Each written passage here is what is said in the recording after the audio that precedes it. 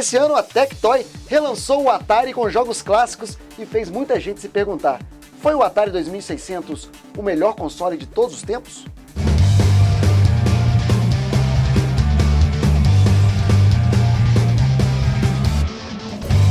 Olá, sociedade de consumo pop, esse é mais um episódio de Console Wars. Quem vai ganhar essa guerra? Lembrando que você pode dar uma olhada no izinho aqui em cima, a posição, o ranking dos videogames. Quem tiver em primeiro aqui na lista é o que está ganhando. Então você tem que assistir muito esse vídeo aqui e compartilhar ele para todo mundo se você acha que o videogame de hoje deve ser o campeão do Console Wars. E prepare-se, porque hoje nós vamos para os clássicos. Vamos falar de Atari 2600.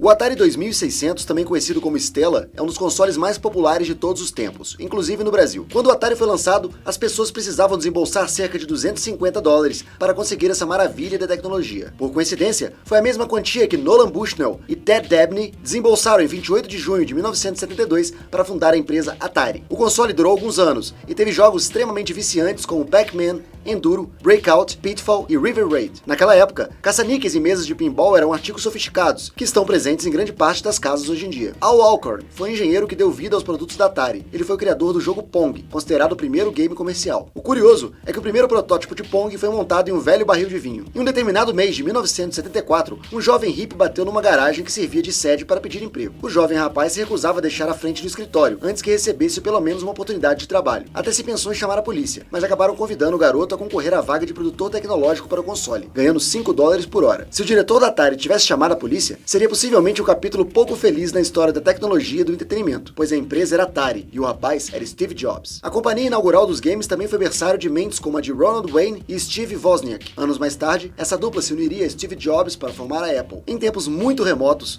uma negociação caríssima para a época, a Atari contratou uma empresa chamada Microsoft para portar a linguagem de programação BASIC para o Atari 800. Um jovem desenvolvedor, conhecido pela alcunha de Bill Gates, assumiu a responsabilidade pela execução do projeto. Um ano mais tarde, o software ainda não estava pronto, e o programador de games da Atari, Alan Miller, resolveu fazer o impensável nos dias de hoje. Ele demitiu Bill Gates e tomou conta do projeto. Os jogos do Atari eram comercializados em cartuchos, placas de circuito encapadas com capas plásticas, que se conectavam ao console. Os cartuchos multijogos do console tinham chaves atrás deles para selecionar o jogo. A grande maioria dos jogos do Atari 2600 nunca tinham fim, nem mesmo um simples The End. Além disso, a empresa proibia que os programadores colocassem créditos em seus jogos. Dessa maneira, todos os jogos pertenciam à Atari. Assim, entre seus jogos, existe um número absurdo de games não oficiais e soft houses independentes. Com isso, a Activision foi formada por alguns programadores que saíram da Atari e resolveram montar sua própria soft house. Graças à sua popularidade, muitas produtoras resolveram lançar jogos com pouca qualidade para o console, sem se preocupar se aquele produto iria realmente vender ou atrair fãs. O game E.T., baseado no filme de sucesso de Steven Spielberg, foi um dos grandes exemplos dessa situação. Foi tão mal recebido que teve até mesmo que ser retirado das prateleiras e literalmente enterrado. Assim, os jogos ofereciam uma oferta muito maior do que o público podia acompanhar, e uma oferta de qualidade duvidosa, que gerou entupimento no consumo e na circulação financeira da indústria. No meio dos anos 80, o mercado de videogames caiu muito, ficou fadado ao fracasso por conta da concorrência com computadores caseiros, que traziam uma qualidade maior e ainda outras utilidades. E tudo só voltou ao normal por volta da segunda metade da década de 80, com a chegada do NES da Nintendo, com bons jogos e uma proposta inédita para a indústria. O Atari 2600 teve vários modelos, principalmente no Brasil, onde foi fabricado por mais de uma empresa durante a década de 80. O modelo mais famoso dele, também no mundo, é o original da própria Atari, com acabamento em madeira e 4 interruptores que davam alguns comandos básicos no console, como ligar, desligar e a cor do jogo. Anos mais tarde, veio outro modelo popular do console, sem acabamento em madeira e todo preto, apelidado de Darth Vader. Muito do que sabemos hoje em termos de console de videogames devemos ao Atari. Seu controle era extremamente peculiar, já que possui apenas um botão. Muito simples, um botão e um joystick. Hoje em dia pode ser difícil pensar em algo assim, graças a joysticks cada vez mais complexos que temos no Xbox One e no PS4, por exemplo. Mas naquela época, o manete do console funcionava muito bem.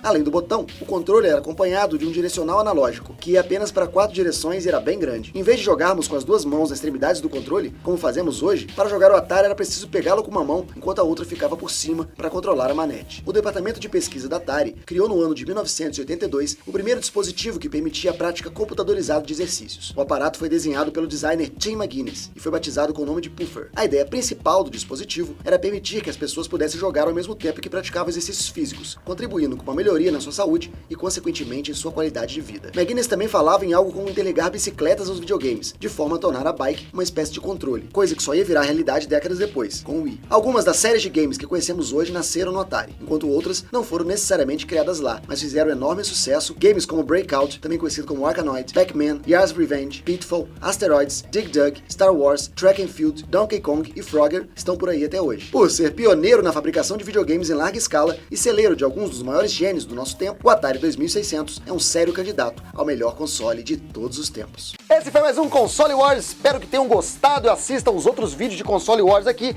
e no izinho você pode dar uma olhada no nosso ranking. Quem está em primeiro? Para esse videogame aqui ganhar, ele precisa ter mais views do que os outros que estão ali na lista. Então, comece a assistir, compartilhar, rever todos eles para que você consiga fazer o seu videogame preferido ser o campeão do Console Wars. Não vai embora também sem deixar o like nesse vídeo, deixar seu comentário com a sua opinião sobre esse console, sobre a nossa guerra de videogames, e também assinar o canal se você é novo aqui. A gente volta a qualquer momento com mais outro competidor do Console Wars. Tchau!